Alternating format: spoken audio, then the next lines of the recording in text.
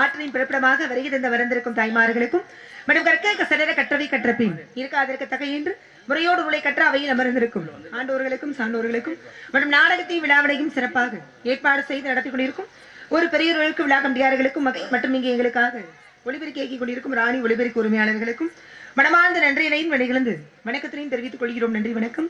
வணக்கம் வணக்கம். விழிக்குத்துறை திருமண் மலர்பாதங்கள் மேமை குன்றாத மொழிக்கு துணை முருகாயனும் நாமங்கள் முன்பு செய்த படிக்கு துணைவன் பன்னீர்தோளும் பயந்த தனி வழிக்கு துணை வடிவேலும் சிங்கோடான் மயூரமே என்று அந்த முருகப்பெருமானை சண்முகனை சரவணனை ஆறுமுகனை தகப்பன் சுவாமியை சுவாமிநாதனை வெற்றிவேலனை வேல்முருகனை கந்தனை குகனை கடம்பனை கார்த்திகேயனை விசாகனை சேனாதிபதியை செந்தில்வேல் முருகனை ஞானவேல் ராஜனை வணங்கி வழிபாடு செய்துவிட்டு எல்லாரும் ரொம்ப ஆமா, எனக்கு தெரியுது உங்களுடைய உள்ளம் எந்த அளவுக்கு மகிழ்ந்தால் உங்களுடைய முகம் இப்படி அகமகிழ்ந்தாதானே முகம் மகிழும். அதுபோல அப்பேற்பட்ட ஞானம் என்ற ஆயுதத்தை ஏந்திய ஞானம் என்ற ஆயுதத்தினுடைய வடிவமாக ஞானத்தின் வடிவமாக விளங்கக்கூடியது வேல். அந்த வேலை ஏந்திய ராஜா அப்படின்னு அவர் தான். ஏற்கனவே அவங்க அப்பாவே ராஜா தான். ராஜாவுக்கு பிறந்த பிள்ளை. ஆமா, அவரு நிகரான ராஜா. இப்பேற்பட்ட ராஜா நம் உள்ளத்தை எல்லாம் ஆளக்கூடிய ராஜா, அந்த உலகிற்கே ராஜா. அப்பேற்பட்ட இறைவன் மன்னவன் முருகன் அவனை வணங்கி அவன் தாழ் பணிந்து அதன் பிறகு அப்பா ஒரு முக்கியமான பொறுப்பை என்கிட்ட கொடுத்திருக்கிறாரு. ஆமா, என்னை நம்பி உங்களெல்லாம் நம்பிதான் நான் அதை சரி நம்ம எல்லாருமா சேர்ந்து அதை சிறப்பான முறையில உங்களை நம்பிதான் இப்படியெல்லாம் நீங்க சொல்லக்கூடாது. அதனால அப்பேற்பட்ட நம்பி என்ன நம்பி சொன்னார் அப்படின்றதுக்கு முன்னாடி பேருண்டு வினையில்லை மயிலுண்டு பயமில்லை குகனுண்டு என்னாலும் குறைவே இல்லை குறை தீர்க்கக்கூடிய குமரனை குன்றதோறும் அமர்ந்து காட்சி கொடுக்கக்கூடிய குகனை முருகப்பெருமானை அழகென்றாலே முருகன் தான். அழகென்ற சொல்லுக்கு ஒரு தெய்வம் உண்டுனா முருகன் தான். அழகு அப்படின்னா முருகன் அப்படின்னு பொருள்.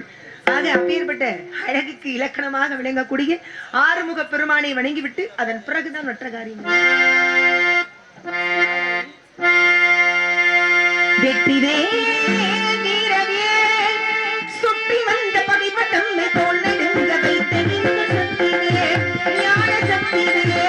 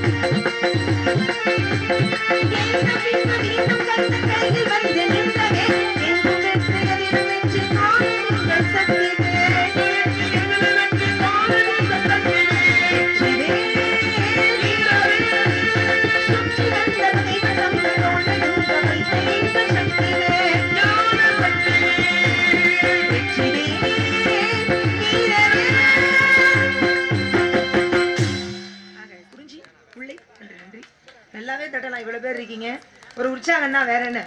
கட்டாயம்லாம் இல்ல, பிடிச்சிருந்தா தட்டுங்க, இல்லாட்டி பேசாம இருக்கு. என்னன்னா இந்த பகுதியில இன்னைக்கு இவ்வளவு கூட்டத்தை இன்னைக்கு தான் பாக்குறேன். பொதுவாவே வந்து நம்ம சருகுனில இருந்து திருவாவூர் அந்த பக்கம் வந்தாலே நானும் ஒரு 2 நாளா வந்துட்டேன். அது பப்புன் டான்ஸ் வரைக்கும் ஒரு 50 பேர் இருப்பாரு. அதுக்கு மேல கழுதை தெரிஞ்சு கட்டருமான நிறையா இருக்கு.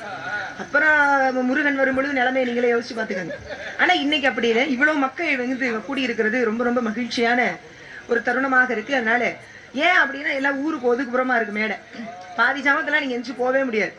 போனீங்கன்னா பயந்துகிட்டே பாதி இங்கதான் இருக்கணும், வேற வழியே இல்லை. 5-6 மணி வரைக்கும் இங்கதான் இருக்கணும். ஆமா, அனைவரும் அமர்ந்து நாடகத்தை நீங்க தான் எதுக்கு போற வழியில இருக்க டிப்ளைட்ட அப்படி அங்க முத சொல்லுங்க. ஆமா, நீங்க தான் வந்து நாடக கலையை வாழ வைக்கிறவங்க, அதான் உண்மை.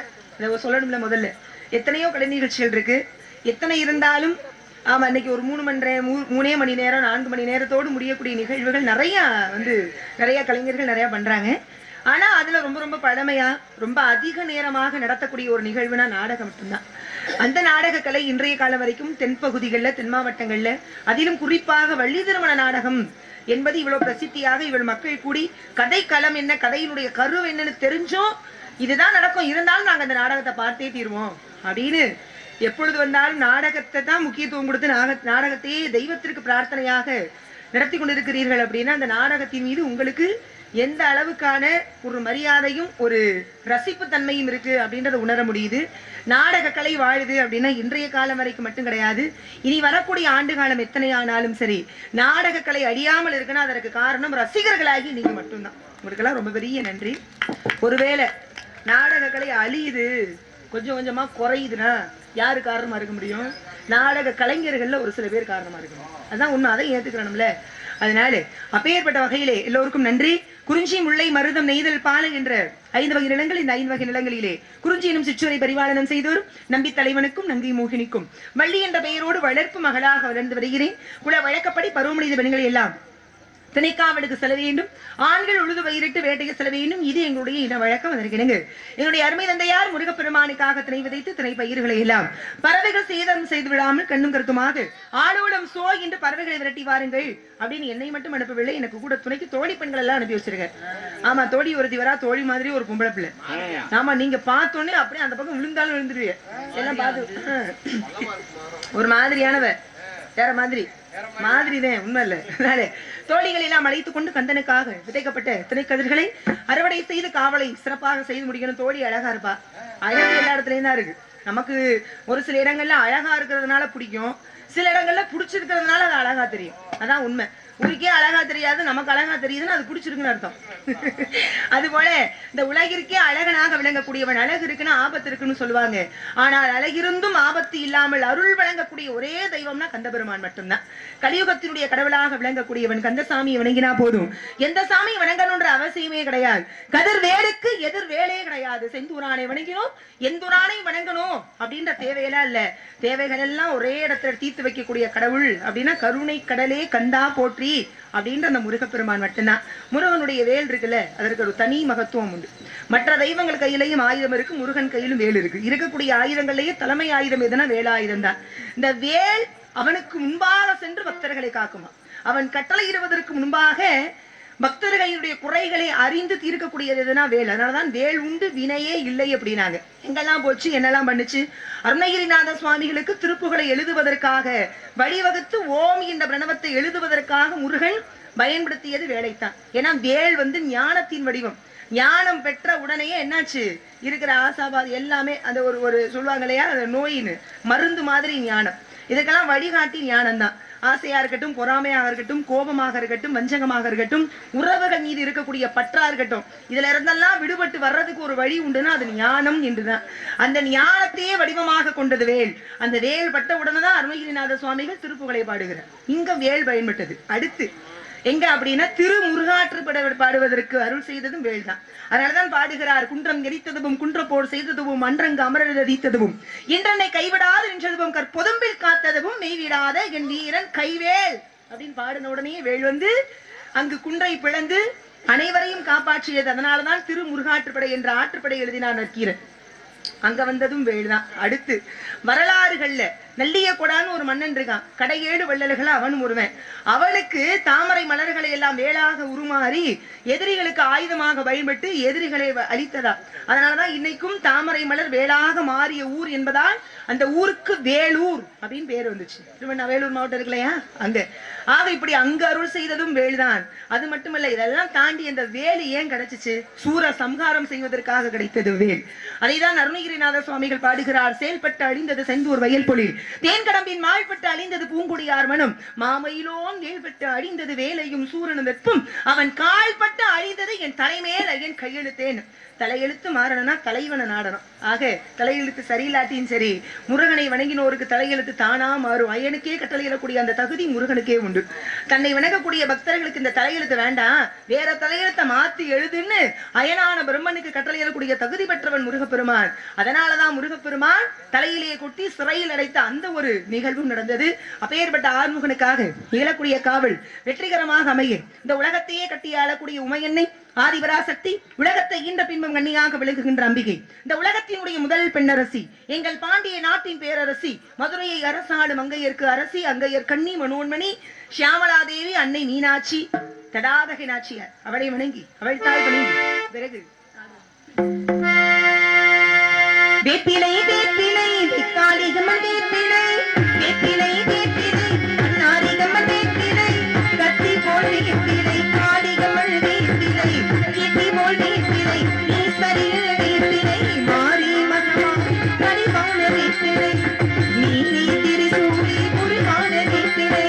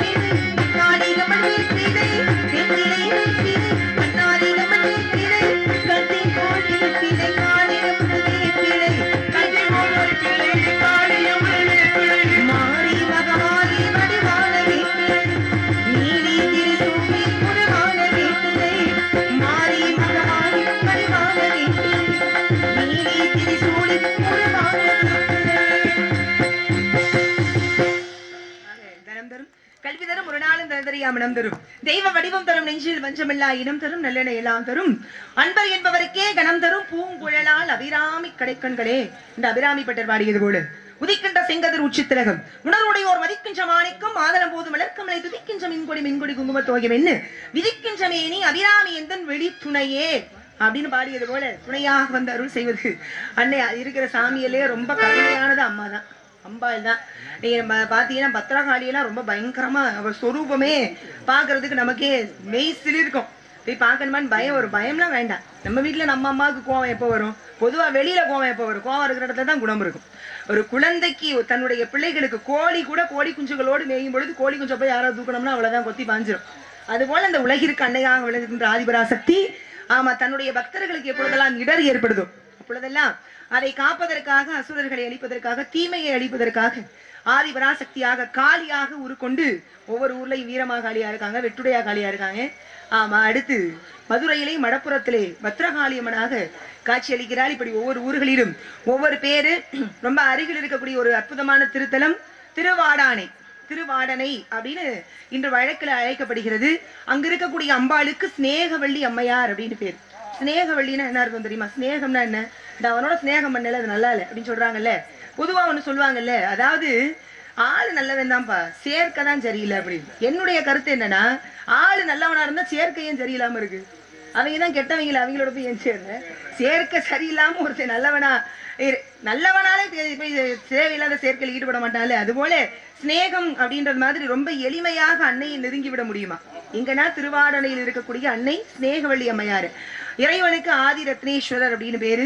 ஆமா ஆடும் யானையும் வணங்கி வழிபாடு செய்து தன்னுடைய உருவத்தை மாற்றிக்கொண்டு சுய உரு பெற்ற இடம் அப்படின்னா ஆடானை அப்படின்ற அஜ கஜபுரம். இந்த உலகத்துல எத்தனையோ சிவஸ்தலங்கள், எத்தனையோ வைணவ திவ்ய தேசங்கள், ஒவ்வொரு ஆலயங்களுக்கும் ஒவ்வொரு அதிசயங்கள், சிறப்புகள் சொல்லிக்கிட்டே இருக்கலாம். அத்தனை பெருமைகளும் இந்த மண்ணில தான் இருக்கு. அதுவும் தென்பகுதிகள்ல இருக்கு அப்படின்னு நினைக்கும் பொழுது ரொம்ப மகிழ்ச்சியா இருக்கு. தென்னாடுடைய சிவனையை போற்று எந்நாட்டவருக்கும் இறைவா போற்று. தென்னாடுடையவன் சிவன், ஆனால் அவன் எந்நாட்டவருக்கும் இறைவன்.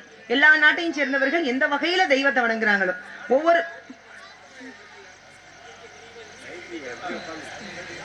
ஒவ்வொரு மதத்தை சார்ந்தவர்களும் எந்த வகையில எப்படியெல்லாம் தெய்வத்தை வணங்குறாங்களோ அதெல்லாம் சிவன் தானா. அதனாலதான் என் நாட்டவருக்கும் இறைவா போற்றி அப்படின்னு சொன்னது போல அப்பேற்பட்ட அன்னை ஸ்நேகவள்ளி அம்மையாராக திருவாடானையிலே காட்சி கொடுக்கிறாள். அஜ கஜபுரம் அப்படின்னு சமஸ்கிருதத்துல பேரு, தமிழிலே திருவாடானைன்னு பேரு. எத்தனை பேரு திருவாடானை கோயிலுக்கு போயிருக்கோம்னு தெரியல. ஆனா அன்னைக்கு அதிகப்படி கூட்டமே இல்லாம அந்த ஆலயத்தினுடைய சிறப்பு தெரியாம இருக்காங்க. அது கிட்டத்தட்ட 14 பாடல் பெற்ற சிவஸ்தலங்கள்ல அதுவும் ஒன்று. ரொம்ப ரொம்ப ஆதி காலத்திலே உருவாக்கப்பட்ட ஒரு ஆலயம். இறைவன் அதாவது சூரியன் வழிபாடு செய்த திருத்தலம். அது மட்டும் இல்ல வர்ணனுடைய மகன் வாருணி வணங்கி தன்னுடைய தோஷத்தை, தன்னுடைய சாபத்திற்கு விமோச்சனம் தேடிக்கொண்ட திருத்தலம். ஆக அப்படியெல்லாம் இந்த உலகத்தில் இறையினுடைய அருள் நிறைந்திருந்தாலும் அன்னை ஆதிபராசக்தி மூலமாக 6 முகங்களும் ஒருமுகமாக இணைக்கப்பட்ட முருகன் சண்முகன் என்ற பெயர் பெற்றார். முருகன் என்ற தெய்வம் ஏன் அவதரிக்கணும்? முருகன் அவதாரத்தினுடைய நோக்கம்தான் என்ன? ஒண்ணு நடக்குதுன்னா அதுக்கு ஒரு காரணம் இருக்கணும்ல. அவதாரம்னா இறங்கி வருதல்னு பொருள். தெய்வமே இறங்கி வந்து எந்த தெய்வம்? சிவனுக்கு நிகரான ஒருவன் வேணும்ன்றதுனாலதான் சிவனினுடைய நெற்றிக்கல் இருந்து 6 ருத்ரபுரிகளாக முருகனுடைய அவதாரம் நிகழுது. ஏன் முருகப்பெருமான் அவதாரம் பண்ணாருன்னா அதர்மம் அழிப்பதற்குன்றதை தாண்டி அந்த அதர்மத்தையும் மொத்த வடிவமாக கொண்டு ஒருத்தர் இருந்தான். அவன் தான் சூரபதுமன் என்ற அரக. ஆமா நல்ல சிவபக்தன், தெய்வத்தை வணங்குவான். இருந்தாலும் அவங்கிட்ட இறை பக்தி இருந்தாலும் குணங்கள் சரியில்லை. ஆணவம் கண்மம் மாயை என்ற மும்மலங்கள். ஆணவம்னா என்ன? இந்த 5 விரல்ல ஒரே ஒரு விரல் மட்டும் நீட்டிக்கிட்டு இருக்கா, அதுதான் ஆணவ விரல். அடுத்து ஆணவம் கண்மம், 3வது மாயை. இந்த 3 தான் எல்லா பிரச்சனைக்குமே காரணம். அதனால அப்பேற்பட்ட ஆணவ வடிவம் கொண்ட சூரபதுமன் சிவபெருமான்கிட்ட நோக்கி தவம் இருந்து பயங்கரமா கடுமையா தவம் பண்றான். இறைவன் பார்த்தாரு, என்ன இவ்வளவு கடுமையா தவம் பண்றான், நெருப்புல எல்லாம் இறங்குறான், என்னென்னமோ பண்றான், இவனுக்கு என்னதான் வேணும் நேரடியாக காட்சி கொடுத்து ஏன்பா ஏன் இவ்வளவு வருந்திக்கிறிய உடம்ப போட்டு என்ன காரணம் என்ன வேணும்னு கேட்டார். சுவாமி எனக்கு அழிவில்லாத வரம் வேணும்னு. மரணம் இல்லாத வாழ்க்கையெல்லாம் கொடுக்க முடியுமா? புறா வேறு இந்த உலகத்துல வாழ்ந்தா எப்படி? வந்தவரெல்லாம் தங்கிவிட்டால் பூமியில் நமக்கு இடம் ஏதுன்னு அப்படியெல்லாம் கொடுக்க முடியாது, வேற ஏதாவது மாத்தி கேளுன. அதுதான் கேட்டான், சிவனுக்கு நிகரான ஒருவனை தவிர இந்த உலகில் வேறு எவற்றாலும் எதனாலும் எனக்கு அழிவு நேரிடக்கூடாதுன்னு வரோம். ஏன்னா அவனுக்கு தெரியும் சிவனுக்கு நிகரா இது வரைக்கும் யாருமே இல்லைன்னு. அதனால வரத்தை வாங்கிட்டான். கைக்கு வரம் வந்துச்சுல, அவ்வளவுதான். இன்னும் அதிகமா ஏறிக்குச்சு திமிரு. ஆணவத்தை வடிவமாக கொண்ட அவன் தேவாதி தேவர்களை எல்லாம் சிறை பிடித்து வீர மகேந்திரபுரி என்ற ஒரு தீவை அமைத்து அங்க எல்லாரையும் கொண்டு போய் வேலைக்காரனை வச்சுக்கிட்டான். எல்லாரும் பார்த்தாங்க, அது வரைக்கும் யாரும் சாமியை கும்பிடல. பிரச்சனைன்னு வந்துட்டாலே தெய்வத்தை தானே தேடி போற மாதிரி இருக்கு. பார்த்தாங்க, இதுக்கு மேல நம்ம கையில ஒண்ணும் இல்ல, கையில இருக்கிறதெல்லாம் லாஸ் ஆச்சுன்னா கைலாசு தான், வாங்க எல்லாம் கிளம்புவோன்னு இருக்கிற ஆளெல்லாம் சேர்ந்து கைலாய மலை நோக்கி படையெடுத்து சென்று வேண்டினார்களா. ஆதியும் நடுவும் ஈரும் அருவமும் உருவமும் ஒப்பு, ஏகமும் பரமும் போக்கும் இன்பமும் துன்பமும் இன்றி வேதங்களை கடந்து நின்ற விமலா, ஒரு குமரன் தன்னை நீ தந்தருள வேண்டும், நின்னையே நின்பால் நிகர்கள். சுவாமி நாங்க அப்படி பயங்கரமான ஒரு பிடியில மாட்டிக்கிட்டோம் சுவாமி, பாத்துக்கிட்டே இருக்கீங்களா, சீக்கிரமா வந்து அருள் செய்யணும்னு வேண்டு அந்த வேண்டுதலுக்கு இணங்க சிவனினுடைய நெற்றிக்கண்ணில் இருந்த 6 பெரும் நெருப்பு பொறிகள் உருவான. அந்த நெருப்பு பொறி எப்படி இருந்துச்சு தெரியுமா? இப்ப நெருப்போடு நெருப்பு சேர்ந்தா நெருப்பு பெருசாகும், நெருப்போடு காற்று சேர்ந்தாலும் நெருப்பு பெருசாகும். இப்ப இந்த நெருப்பை கொண்டு போய் அக்னியிடம் கொடுத்தா அப்ப அந்த நெருப்பு எவ்வளவு பெருசாகும்? ஆக 6 அக்னி ஜுவாலையும் அக்னியிடம் கொடுக்க, அக்னி வாயுவிடம் கொடுக்க, வாயுவிலிருந்து கங்கையிலே, கங்கையிலிருந்து சரவண பொய்கையிலே 6 தாமரை மலர்களிலே 6 குழந்தைகளாக முருகன் அவதரிக்கும். இப்படிதான் முருகன் அவதாரம் பண்ண. இது கந்தபுராணத்தினுடைய அந்த முருகன் அவதாரம் செய்த அந்த பகுதி. இப்படி உருவான முருகப்பெருமான் 6 மலர்கள்ல 6 குழந்தைய அழகா தவழ்ந்திருக்கான். ஒரு பாட்டே இருக்கு, கனலில் கருவாகி புனலில் உருவான கந்தனூர் எந்த ஊர், கனலிலே கருவானவன் புனல் என்ற நீரிலே உருவானவன் முருகன். இப்படி அவதரித்த முருகப்பெருமான் அழிக்கணும் யார? சூரபதுமனை அழிச்சாரா? அதுதான் பண்ணல. ஏன் அவதாரம் பண்ணாரோ அதையே செய்யல. சூரபதுமனை அழிக்கவில்லை. ஏன் அப்படின்னா அதனாலதான் கருணைக்கரன்ற முருகனை. ஏன்னா சூரபதுமனை அழிக்கணும்ன்ற எண்ணம் வரல. இன்னைக்கு பாருங்களேன், கந்தன்ற முருகனுக்குரிய பேர் ரொம்ப பிரசித்தியா இருக்கு. கந்த சஷ்டி கவசம், கந்த குரு கவசம், கந்தர் அலங்காரம், கந்தர் அனுபூதி, கந்தர் அந்தாதி, கந்தர்களி வெண்பா, கந்தா கந்தா கந்தானே துவங்குது. எல்லா வகையிலையும் பல நூல்கள் அப்படிதான் துவங்குது. ஏன் அப்படின்னா சூரபதுமனிடம் அப்படின்னு நேரிட்டு அப்படி எதிர்த்து நிக்கிறான் முருகப்பெருமான் கையிலே வேல் கொண்டு. இப்ப முருகப்பெருமானை சூரபதுமன் பாக்குற, ரொம்ப அழகா இருக்கு இந்த பிள்ளை, நல்ல இளைஞனாக அழகனாக, மற்றவங்களும் அப்படி வசீகரிக்கக்கூடிய அழகு முருகன் இருக்கு. இப்ப சூரபதுமை பார்த்தா சில பேரை வாழ்க்கையில எதிரிய பார்த்து நாம மோதுறதுக்கு முன்னாடியே பயம் வந்துடும். அத்தாடி இப்படி இருக்கானே, இவங்கிட்ட எப்படி நம்ம மோதி ஜெயிக்க முடியும் அப்படின்ற ஒரு எண்ணம் வந்துடும். அதுபோல முருகப்பெருமானை பார்த்த சூரபதுமனுக்கு தானாக அவனுடைய பராக்கிரமம் வட்டி போனதான். அதனாலதான் எதிரிகளினுடைய ஆற்றலை மோதாமலையை வற்ற செய்பவன் என்பதால் முருகனுக்கு கந்தான்னு பெயர் வந்ததா. அப்பேற்பட்ட கந்த பெருமான் சூரபதுமனை அழிக்காமல் நல்வாழ்வு கொடுத்தான். சூரபதுமன் இருந்து ஒரே ஒரு கெட்ட குணம் தான். அது என்ன ஏதுன்றத சொல்லலாம், இருந்தாலும் காவல் சிறக்க ஆல்ரெடி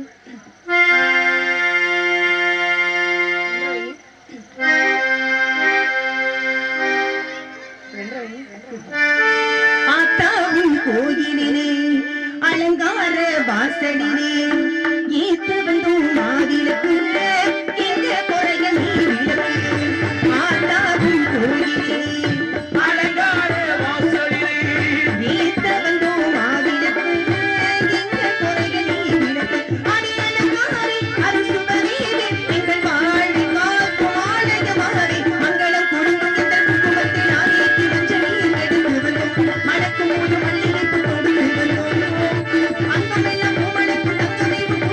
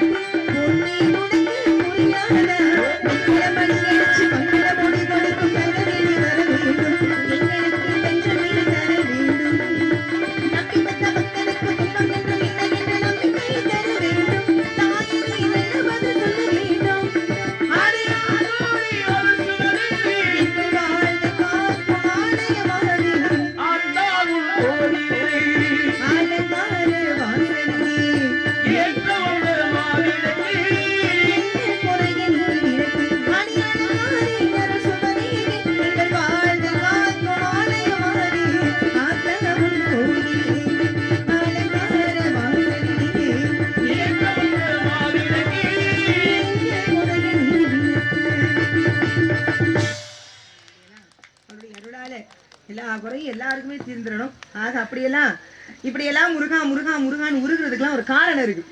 சும்மா கிடையாது. முருகன் மேல இருக்கிற பக்தி மட்டும் கிடையாது, வேற ஒரு காரணம் இருக்கு. ஆண்டாள் நாச்சியார் தினமும் ரங்கநாதரை, ஆமா, பெருமாளை, கண்ணனை பல வடிவங்கள் என்னன்னு எப்படி கேட்டுட்டி, அந்த உறவுனாலதான் இந்த நாடகமே நடக்குது. இல்லைன்னா அப்புறம் எப்படி நீங்க எல்லாம் சாப்பிடுறது, நான் சாப்பிடுறது? அதனால அப்பேற்பட்ட அன்னை ஆதிபராசக்தி எனக்கு யாரு நினைச்சீங்க? நிறைய பேசுவோம்னு நினைச்சேன், இப்படி போயிருச்சு. அப்படியே ஒட்டி ஒட்டி இப்படி பேசிடும். ஆதிபராசக்தி என் மாமியார், சும்மா நினைச்சீங்களா? மாமனார் யாரு? சிவபெருமான் என்னுடைய மாமனார். ஆமா. விநாயக பெருமான் யாரு? அவர் என்னுடைய மச்சான். ஐயப்ப யாரு? அவர் என்னுடைய இன்னொரு மச்சான். முருகப்பெருமான் யாரு? அப்ப யாரு? நான் கட்டிக்க போற எங்க வீட்டுக்காரரு, என் கணவன், என் பதி, என் மணவாளன், என் மாப்பிள்ளை. இவங்க பூரா கூடி இருக்கிறது எல்லாம் கல்யாணத்துக்கு வந்த ஆளுங்க. ஆமா. காலம்பர கல்யாணம் நடக்கிறத பாத்துட்டு அச்சர தூவி ஆசீர்வாதம் பண்ணிட்டு சும்மா கிளம்பி போயிடாம பூரா மொய் வச்சுட்டு போங்க. சரியா? நோட்டு போட்டு வச்சிருக்கோம், 4 நோட்டு. ஆமா ஆமா, ஆளுக்கு ஒரு நோட்டு. ஆமா, நீ நிறைஞ்சவங்க நோட்டு பகுதி பத்தக்கூடாது. அவளுப்பா போட்டுட்டு ரொம்ப எல்லாம் வேணாம், அதிகமெல்லாம் கேட்க மாட்டேன். ஆமா, நான் என்ன சொல்றேன், 5000 ரூபாய் 10,000 ரூபாய் போதும். அதுக்கு மேல அநியாயமா கேட்கிற பிள்ளை இல்ல நான்.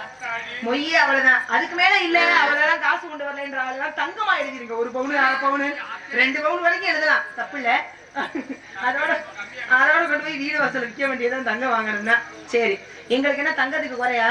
எங்க வீட்டுக்காரருக்கு தங்கத்திலேயே தேர் ஓடுது, எங்க மாமனாருக்கு தங்கத்திலேயே வீடு இருக்கு. நாங்க எங்களுக்கு தங்கத்துக்கு குறைச்சல அவ்வளவு இருக்கு. நான் மட்டும் முருகனை கட்டிக்கிட்டா தயவு பண்ணி நீங்களா யாரும் நாடகத்துக்கு போகாதீங்க. இல்ல, எல்லாருமே அப்படியே பெட்டி மரத்தக்கத்தான் தூக்கிட்டு வந்தீங்கன்னா நம்ம ஊருக்கு கோயிலுக்கு போய் திருப்புகழ் பாடி உங்களுக்கு அண்ணனுக்கு தான் ஒரு பஞ்சாமிரத கடை வச்சு கொடுத்துடலாம் இருக்கு. அதனால அப்பேற்பட்டு பிடித்த வேல் பிடித்தவனினுடைய காலை பிடித்தால் எந்த வகையிலும் முருகன் என்ற ஒருவனிடம் முருகனை வணங்குறவர்களுக்கு தான் அது தெரியும். முருகப்பெருமானிடம் போய் தலைகுனிந்து முருகா என்று முறையிட்டவர் யாராக இருந்தாலும் சரி, உலகத்துல யாருகிட்டையும் எந்த சூழலையும் தலைகுனியக்கூடிய நிலையை ஒருவனும் முருகன் கொடுத்து விட மாட்டான். ஜாதகத்துல பிரச்சனைன்னு ஜோதிடம் அப்படிங்கிறது முறையோடு கற்று அதை முறையோடு மற்றவர்களுக்கு நாம சொல்லணும் அப்படின்னு தொழில் தர்மத்தோடு பண்றவங்க இருக்காங்க. அறவரையா படிச்சுக்கிட்டு அதை வச்சு காசு சம்பாதிக்கிற ஆளுகளும் இருக்காரு, உண்டு தானே? அப்படிப்பட்ட ஆட்கள்கிட்ட போய் ஏதோ தோஷம் இருக்கு, செவ்வாய் தோஷம் இருக்கு, ஏதோ ஜாதகம் சரியில்லைன்னு கொண்டு போய் கொடுத்துட்டு அவர் சொல்லிடுவாரு, உங்க வீட்டுல என்னமோ இருக்கு, அதை எடுக்கணும். என்ன எடுக்கணும்? அதெல்லாம் எடுத்துட்டா வீடு இல்லையே. அதை எடுக்கணும்னா என்ன பண்ணணுங்க? என்ன பண்ணா ரொம்ப இல்ல, மந்திரத்தகடு நானே மந்திரிச்சு கொடுத்துருவேன், 20,000 தான் செலவாகும். கொடுத்தீங்கன்னா நான் மந்திரிச்சு எல்லாம் பண்ணி கொடுத்துருவேன், வச்சுக்கோங்க. இப்படி எல்லாம் ஏமாற்றக்கூடிய ஆட்களும் உண்டு. ஆக மொத்தம் அந்த செவ்வாய் தோஷம் அப்படின்றதெல்லாம் ஒரே ஒருத்தனை நாடினா போதும். ஆமா, சொன்னது மாதிரிதான் நவக்கிரகங்கள் அப்படிங்கிறவங்க யாரு அப்படின்னா ஒரு தொழிலாளிகள் மாதிரி வச்சுக்கலாம். இந்த தொழிலாளிகளுக்கெல்லாம் முதலாளின்னு ஒருத்தர் இருக்கிறார். முதலாளினா சிவபெருமான் தான், அவனுக்கு அடுத்து நிகரானவன் முருகப்பெருமான். அப்பேற்பட்டது இப்ப தொழிலாளினால காரியம் முதலாளி நாடுனா போதும், அவர் இவருக்கு கட்டளையிடுவாரு, இவர் நமக்கு பார்த்து செய்வார். அதுபோல முருகப்பெருமானை நாடி அவனுக்குனே ஒரு பதிகம் உண்டு. நாள் என் செய்யும் வினைதான் என் செய்யும், என்னை நாடி வந்த கோல் என் செய்யும், கொடுங்கூட்டன் செய்யும், குமரேசன் இரு தாளும் சிலம்பும் சதங்கையும் தண்டையும் சண்முகமூர்த்தோடும் கடம்பும் எனக்கு முன் வந்து காத்திடுமே. ஆக முருகனுடைய இத்தனையும் காக்கும். அவனுடைய நாளா இருக்கட்டும், கோளா இருக்கட்டும், வினையாக இருக்கட்டும், அவனை நம்மை காப்பதற்கு அத்தனை இருக்கு அவன்கிட்ட. அவனுடைய சதங்கையிலிருந்து தந்தையிலிருந்து அவனிடம் இருக்கக்கூடிய சகலமும் நம்மை காக்கக்கூடிய ஆயுதங்களாக விளங்குகின்றது. அப்பேற்பட்ட ஆர்வமனுக்காக நிகழக்கூடிய காவல் சிறப்பாக சமண நடக்கணும். ஏண்டா முருகா முருகான் பேசுறேன்னு நினைக்கிறீங்களா? இதெல்லாம் பேச பேச பேச எனக்கு புண்ணியம்னா முருகா முருகா முருகான் இந்த நேரத்துல கேட்க கேட்க கேட்க உங்களுக்கு எல்லாம் கொடான கோடி புண்ணியமும் அந்த முருகன் சகலவிதமான செல்வங்களை எல்லாருக்கும் கொடுக்கணும். ஆக கொடுத்துருவான் நிச்சயமா. ஆக இந்த உலகை வாழ வைக்கக்கூடியது இறைவன், தமிழும் இசையும் தான். அந்த இசையை அத்திந்தோம் திந்தியும் தொண்டனதின் தரிதொண்டும் தகதிந்தோம் திந்தியும் தொண்டனதின் தரிதொண்டும்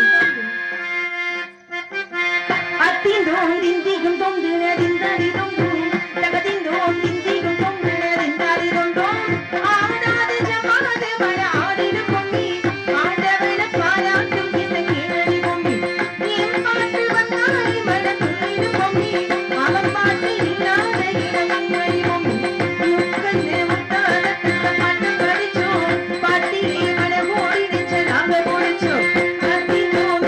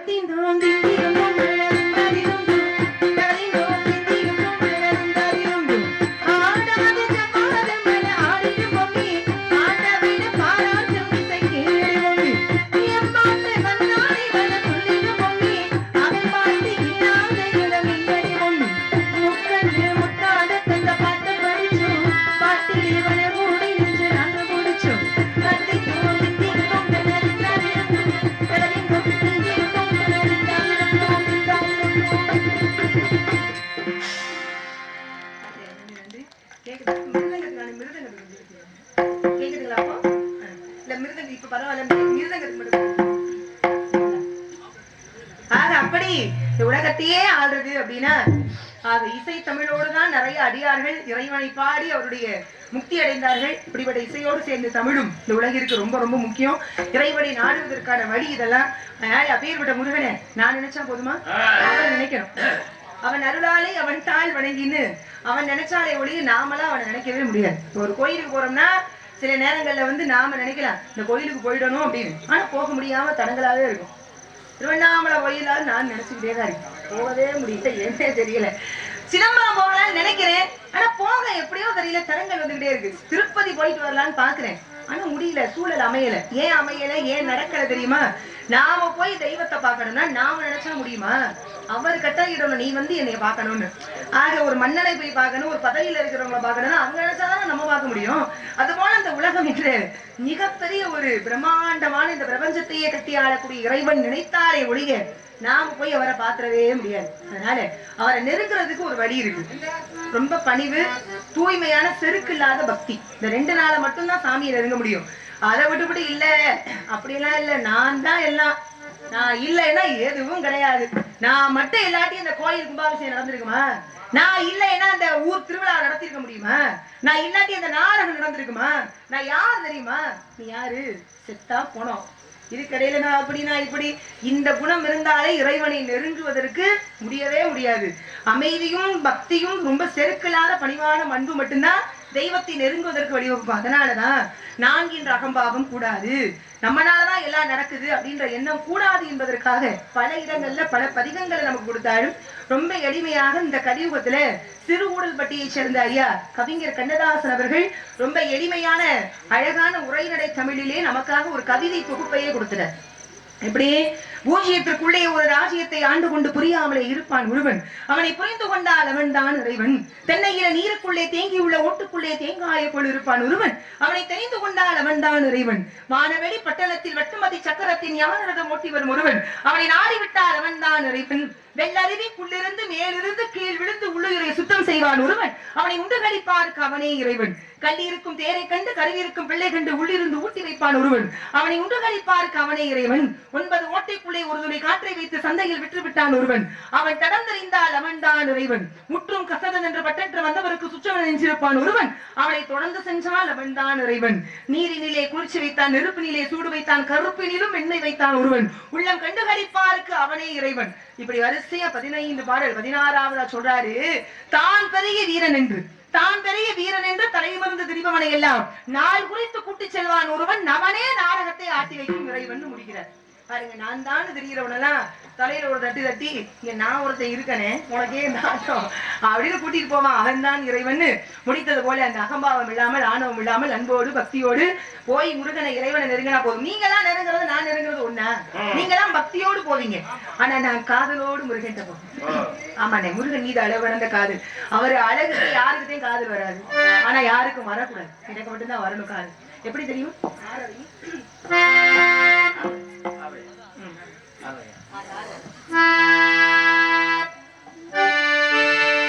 செந்தூர பூவே என்ற காற்றே, என் மன்னன் எங்கே நீ கொஞ்சம் சொல்லாயோ?